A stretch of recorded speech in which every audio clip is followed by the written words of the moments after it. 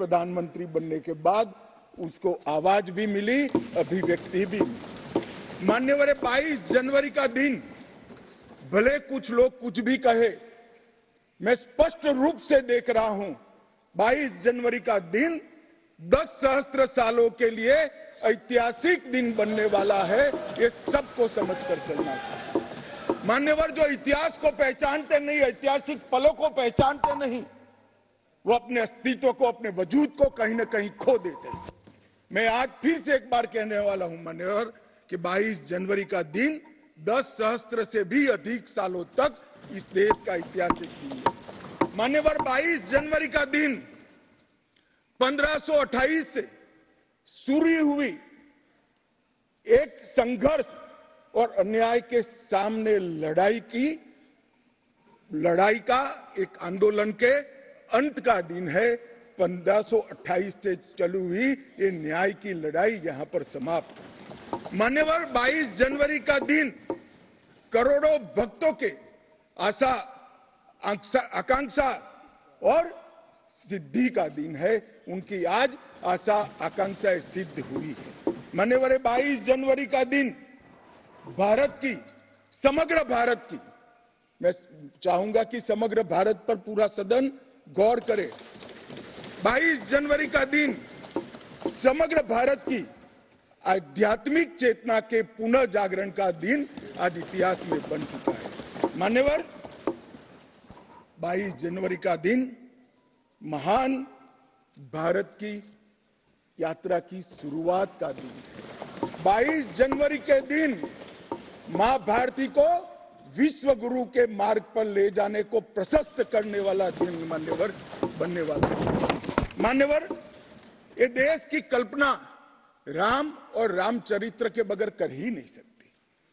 जो इस देश को पहचानना चाहते हैं, जानना चाहते हैं, जीना चाहते हैं, राम और रामचरित मानस के बगैर वो जी ही नहीं सकते।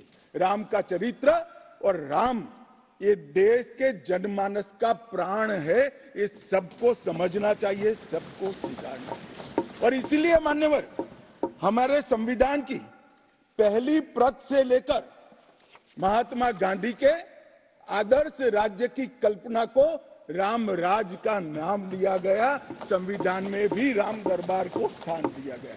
मान्यवर, जो लोग राम के अलावे भारत की कल्पना करते हैं वो भारत को नहीं जानते, वो हमारे गुलामी के काल का प्रतिनिधित्व करते हैं। मान्यवर, राम व्यक्ति नहीं है, राम प्रतीक है।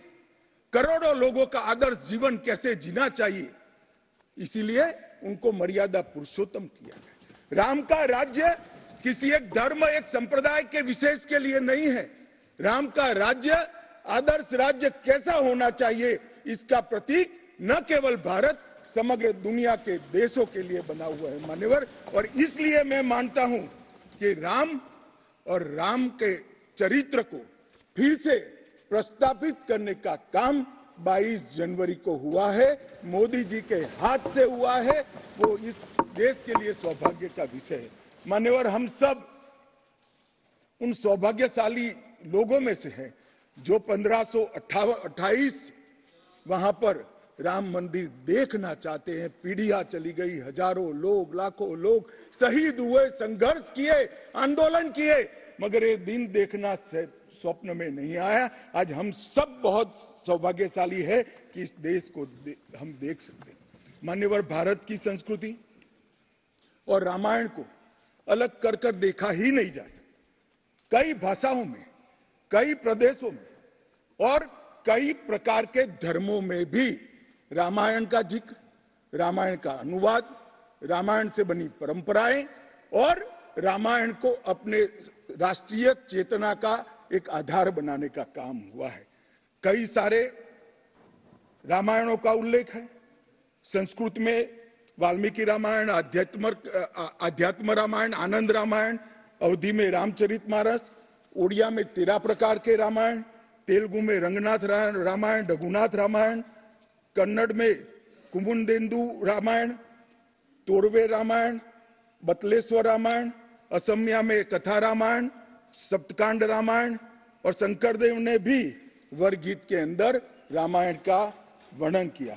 बंगला में भी रामायण मिलेगा, कश्मीर में भी राम अवतार चरित मिलेगा, बौद्ध परंपराओं में भी हनुमान जातक में रामायण का जिक्र मिलेगा, मैथिली में भी रामायण है, पंजाबी में गोविंद रामायण है। इतना ही नहीं, ओवैसी साहब चले गए, मुल्ला मसीही ने भी रामायण मसीही लिखकर सबके लिए इस आदर्श को प्रस्तावित किया है। कई सारे देशों में भी